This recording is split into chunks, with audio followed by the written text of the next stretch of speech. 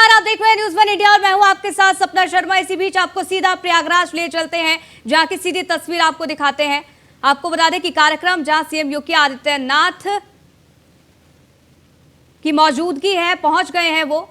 और आपको बता दें कि माफिया अतीक अहमद के कब्जे से मुक्त कराई गई जमीन पर 76 फ्लैट जो बने हैं वो लाभार्थियों को सौंपे जाएंगे। इस दौरान उनका संबोधन भी होगा और वो संबोधन अपने आप में बेहद खास होगा, क्योंकि आपको बता दें कि माफियों के खिलाफ लगातार कार्रवाई यहां पर योगी सरकार के द्वारा की जा रही है। लेकिन ये एक्सक्लूसिव तस्वीर हम आपको दिखा रहे हैं। सीएम योगी आदित्यनाथ कार्यक्रम में पहुंचे हुए हैं। अब थोड़ी ही देर में कार्यक्रम की शुरुआत भी हो जाएगी और इस दौरान माफिया अतीक अहमद के कब्जे से मुक्त कराई गई जमीन पर जो 76 फ्लैट्स बने हैं उसके लाभार्थियों को चाबी यहां पर सीएम योगी आदित्यनाथ सौंपते नजर आने वाले हैं। हालांकि देखिए, कार्यक्रम की तरफ आगे बढ़ते हुए और उनके साथ केशव प्रसाद मौर्य भी हैं, जो कि साफ तौर पर आप देख सकते हैं पहले से ही कार्यक्रम को लेकर तमाम तरीके की तैयारियों को कर लिया गया था। मंच की तरफ आगे बढ़ते हुए सीएम योगी आदित्यनाथ नजर आ रहे हैं।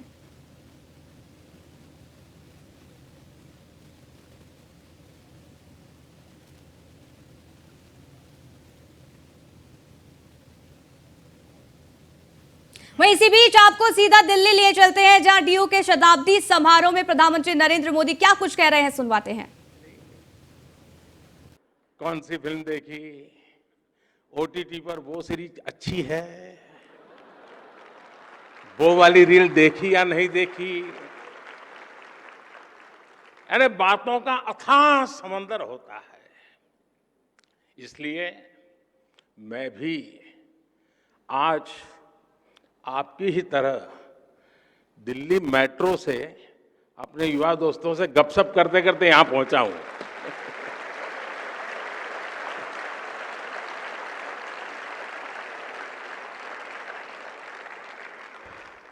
उस बातचीत में कुछ किस्से भी पता चले और कई दिलचस्प जानकारियां भी मुझे मिली। साथियों, आज का अवसर एक और वजह से बहुत खास है। डीयू ने एक ऐसे समय में अपने 100 वर्ष पूरे किए हैं जब देश अपनी आजादी के 75 वर्ष पूरे होने पर अमृत महोत्सव मना रहा है। कोई भी देश हो, उसकी यूनिवर्सिटीज, उसके शिक्षण संस्थान उसकी उपलब्धियों का सच्चा प्रतिबिंब होते हैं। डीयू की भी इन 100 वर्षों की यात्रा में कितने ही ऐतिहासिक पड़ाव आए हैं। इसमें कितने प्रोफेसर्स का, कितने स्टूडेंट्स का और कितने ही दूसरे लोगों का जीवन जुड़ रहा है। एक तरह से दिल्ली यूनिवर्सिटी सिर्फ एक यूनिवर्सिटी नहीं, बल्कि एक मूवमेंट रही है।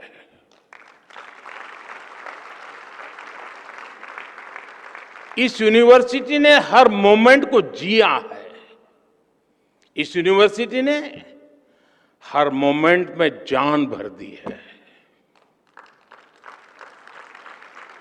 मैं इस ऐतिहासिक अवसर पर यूनिवर्सिटी के सभी प्रोफेसर्स और स्टाफ को, सभी स्टूडेंट्स और एल्यूमनाई को हृदय से बहुत बहुत बधाई देता हूं। साथियों, आज इस आयोजन के जरिए यहां नए और पुराने स्टूडेंट्स भी साथ मिल रहे हैं। स्वाभाविक है, कुछ सदाबहार चर्चाएं भी होगी। नॉर्थ कैंपस के लोगों के लिए कमला नगर, हडसन लाइन और मुखर्जी नगर से जुड़ी यादें,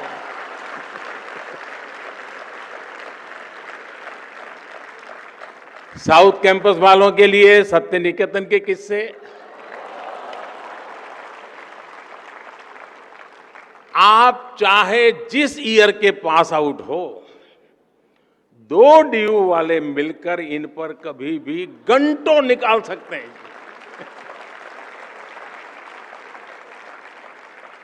इस सब के बीच मैं मानता हूं डीयू ने 100 सालों में अगर अपने एहसासों को जिंदा रखा है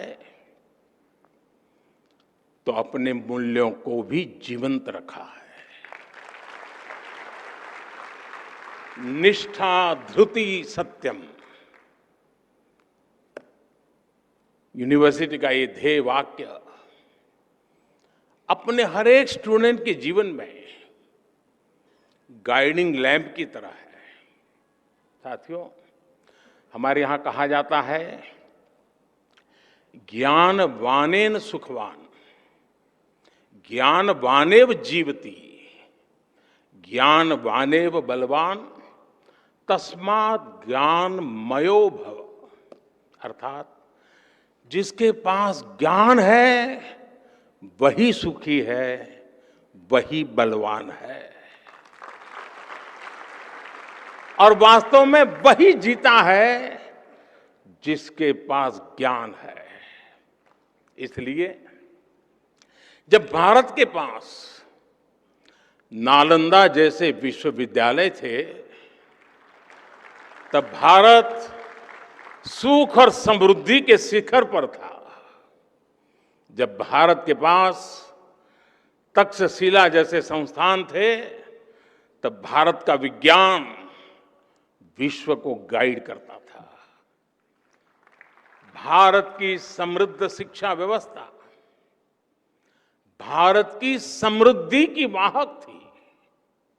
ये वो समय था जब दुनिया की जीडीपी में बहुत बड़ा शेयर भारत का होता था। लेकिन गुलामी के सैकड़ों वर्षों के कालखंड ने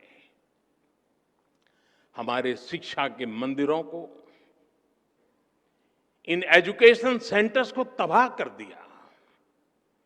और जब भारत का बौद्धिक प्रवाह रुका तो भारत की ग्रोथ भी थम गई।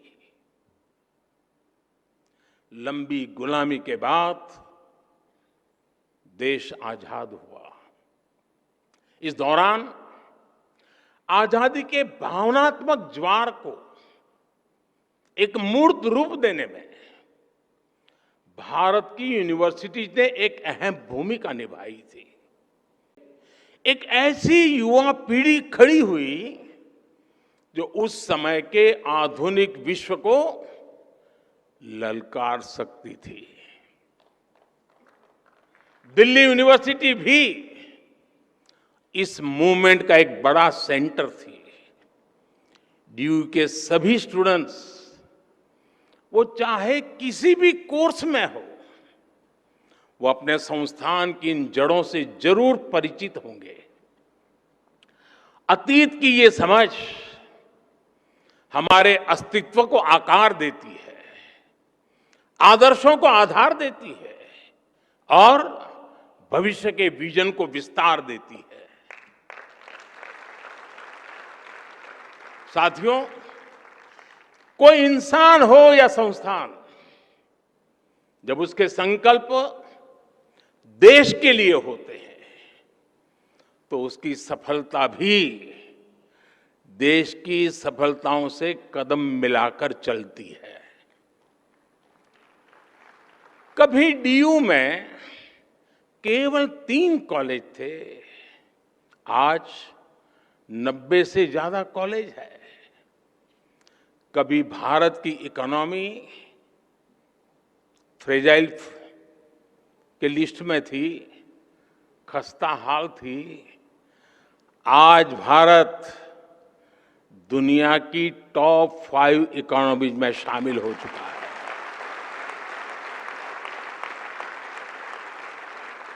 आज डीयू में पढ़ने वाले लड़कों की तुलना में लड़कियों की संख्या ज्यादा हो गई है। इसी तरह देश में भी जेंडर रेशियो में काफी सुधार आया है। यानी शिक्षण संस्थान की जड़ें जितनी गहरी होती हैं, देश की शाखाएं उतनी ही ऊंचाइयों को छूती है। और इसलिए भविष्य के लिए भी यूनिवर्सिटी और देश के संकल्पों में एक रूपता होनी चाहिए, इंटरकनेक्शन होना चाहिए। 25 साल बाद जब देश अपनी आजादी के 100 साल पूरे करेगा, तब दिल्ली यूनिवर्सिटी अपनी स्थापना के 125 वर्ष मनाएगी।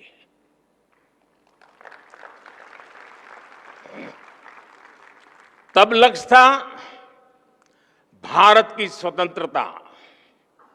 अब हमारा लक्ष्य है 2047 तक विकसित भारत का निर्माण।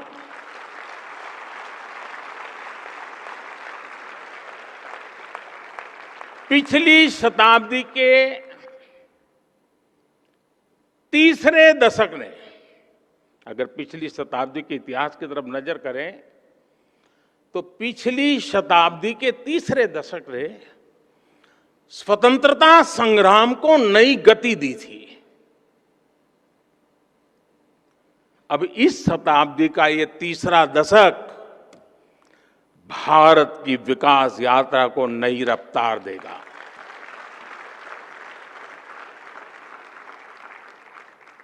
आज देश भर में बड़ी संख्या में यूनिवर्सिटी, कॉलेज बनाए जा रहे हैं।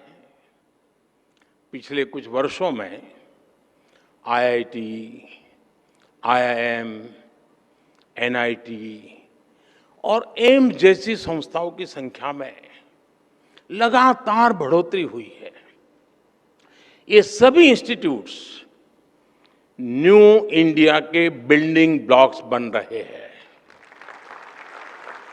साथियों, शिक्षा सिर्फ सिखाने की प्रक्रिया नहीं है, बल्कि ये सीखने की भी प्रक्रिया है। लंबे समय तक शिक्षा का फोकस इसी बात पर रहा कि छात्रों को क्या पढ़ाया जाना चाहिए, लेकिन हमने फोकस इस बात पर भी शिफ्ट किया कि छात्र क्या सीखना चाहता है।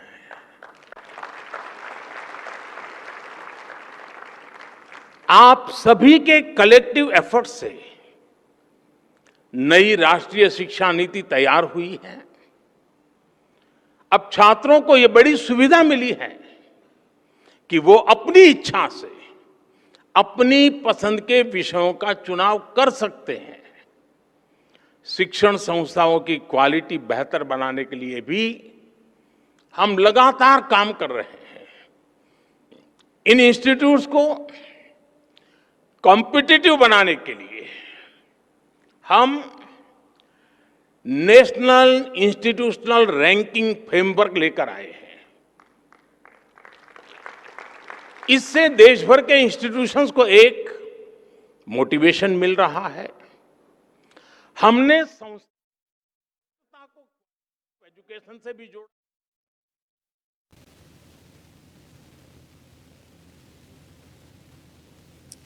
तो प्रयागराज से इसीलिए तस्वीर हम आपको दिखा रहे हैं। सीएम योगी आदित्यनाथ पहुंचे हुए हैं और थोड़ी ही देर में उनका संबोधन भी होगा, वो संबोधन भी आप तक पहुंचाएंगे। लेकिन इससे पहले वृक्षारोपण करते सीएम योगी आदित्यनाथ नजर आए थे। आपको बता दें कि अतीक अहमद के कब्जे से छुड़ाई गई जो जमीन है उस पर 76 फ्लैट्स बनाए गए हैं और उसकी चाबी अब यहां पर सौंपी जाएगी। ये मंच की तस्वीर आप देख रहे हैं। अब यहां पर आपको बता दें कि सीएम योगी आदित्यनाथ का सम्मान किया जा रहा है गुलदस्ता देकर। केशव प्रसाद मौर्य इस वक्त मौजूद हैं, लेकिन थोड़ी ही देर में इस कार्यक्रम की शुरुआत हो जाएगी और एक एक कर यहां पर लाभार्थियों को चाबी सौंपी जाएगी। इसके बाद उनका संबोधन भी होगा, लेकिन मंच को पूरी तरीके से सजा दिया गया है और ये तस्वीरें अपने आप में बेहद खास हो जाती हैं, क्योंकि कहीं ना कहीं इस मंच से तमाम माफियाओं को एक मैसेज दिया जाएगा कि अगर उन्होंने किसी भी तरीके का अवैध कब्जा किया है तो सीएम योगी आदित्यनाथ उसको बख्शने वाले नहीं हैं।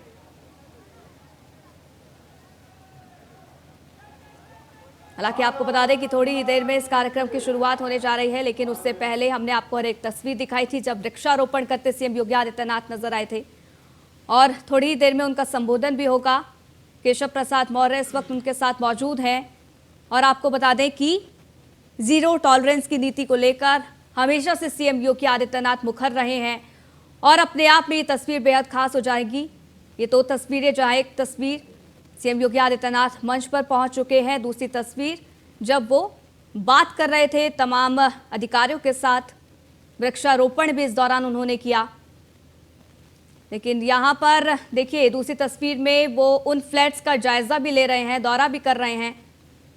तो अतीक अहमद जिस पर लगातार कार्रवाई यहाँ पर की गई थी और अब उसके कब्जे से मुक्त कराई गई जमीन पर यहाँ पर 76 फ्लैट्स बनाए गए हैं और उन 76 फ्लैट्सों की यहाँ पर सौगात मिलने जा रही है। लाभार्थियों को चाबी सौंपी जाएगी, सीएम योगी आदित्यनाथ खुद चाबी को सौंपेंगे। और आपको बता दें कि इस दौरान उनका संबोधन भी होगा।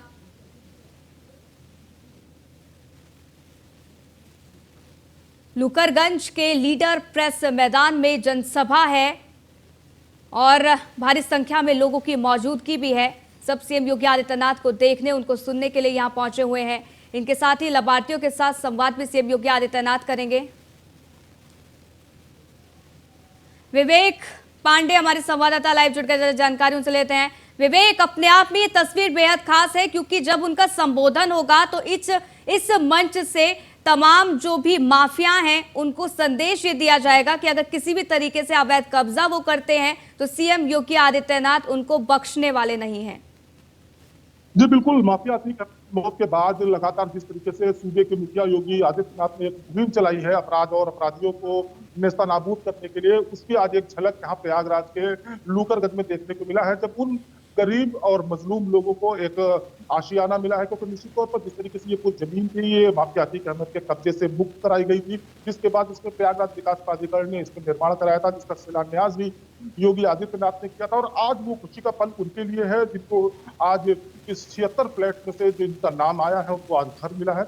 कुछ देर पहले यहाँ पर सीएम योगी आदित्यनाथ पहुंचे थे और यहाँ पर उन्होंने 20 लोगों को चाबियां दी हैं, उनको घर का आशियाना दिया। अब यहाँ से सीधे वो सभा स्थल पे गए हैं जहाँ पे कई करोड़ की परियोजना का शिलान्यास करेंगे, लोगों से बात करेंगे। आने वाले 2025 में जो महाकुंभ होना है उसके बारे में विस्तृत चर्चा होगी। तो कई बातों को लेकर लगभग 1.5 घंटे का कार्यक्रम सीएम योगी आदित्यनाथ प्रयागराज में है। जी बिल्कुल, और तस्वीरें दिखाई। इसके साथ साथ ही अगर लाभार्थी वहां पर मौजूद है तो लाभार्थियों से एक बार बात कीजिए कि कितने उत्साहित वो हैं और इस कदम को वो कैसे मानते हैं, कैसे देखते हैं।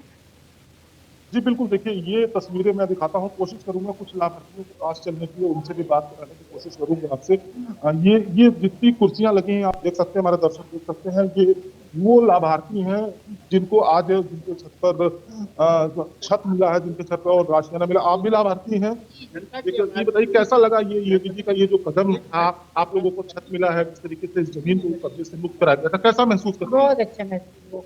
इससे पहले क्या कभी सोचा था कि अपना घर बना पाए? आप भी लाभार्थी हैं, कैसा लग रहा है?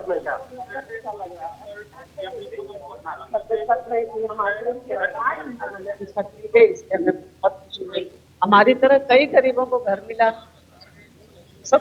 और आप क्या कहना चाहते हैं इस योगी जी की इस कदम को, क्या कहना? मैं ये जानता हूँ कि जो मेरे साथ वो सबके साथ, एक आम प्रजा में एक आम मैं व्यक्ति हूँ, तो यदि मेरे साथ हो रहा है तो बहुतों के साथ हो रहा होगा, तो अच्छा हो रहा है तो अच्छा कहेंगे। कैसा महसूस कर रहे हैं आप? अरे मेरी अंतरात्मा बहुत प्रसन्न है। इस उम्र में आके जो है संयोग से कुछ ऐसा हुआ कि घटना की मेरे पास छत नहीं थी, रहने का ठिकाना नहीं थे, मेरी वाइफ आश्रित थी, मैं अपना इधर उधर थोड़ा जड़ी बूटी गया, व्यवस्था हो जाती थी। तो कहने का तात्पर्य है कि उन्होंने जिस तरह हमें दिया है, अनेकों को दिया है जो पीछे बैठे हैं, तो ये तो बहुत अच्छा। आपको कैसा लग रहा है मैडम? अच्छा लगा है। कभी सोचा था कि इस तरीके से घर मिलेगा, एक छत होगा? मेरी मासी को मिला है, मासी को बहुत अच्छा लगा। परिवार हाँ, बहुत अच्छा लग रहा है मुझे, बहुत ज्यादा। तो देखा जिस तरीके से ये लाभार्थी हैं, कहीं न कहीं सूबे की योगी सरकार है वो उसका धन्यवाद दे रहे हैं, क्योंकि सपने में भी ये वो लोग हैं जिन्होंने ये नहीं सोचा था कि वो अपनी कभी अपना आशियाना बना पाएंगे।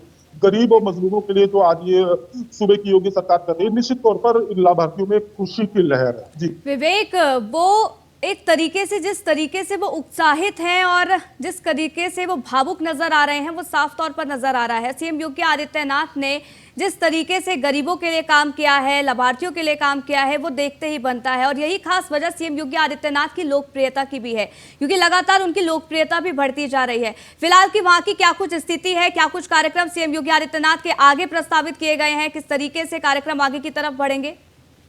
जी बिल्कुल, जिस तरीके से अगर आज प्रयागराज की बात करें तो प्रयागराज में आज सुबह से ही मौसम अच्छा खासा खराब था, लगातार बारिश हो रही थी, लेकिन अभी बारिश बंद हो चुकी है।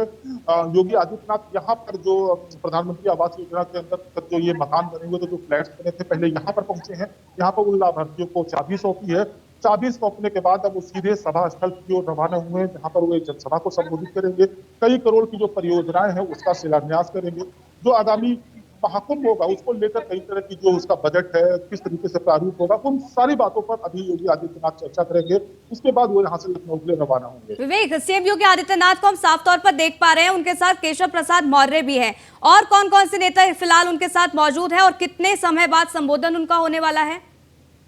जी हम आपको बता दें, कुछ ही देर में सूबे के मुखिया योगी आदित्यनाथ जनसभा को संबोधित करने वाले हैं। ज्यादा वक्त नहीं बचा है।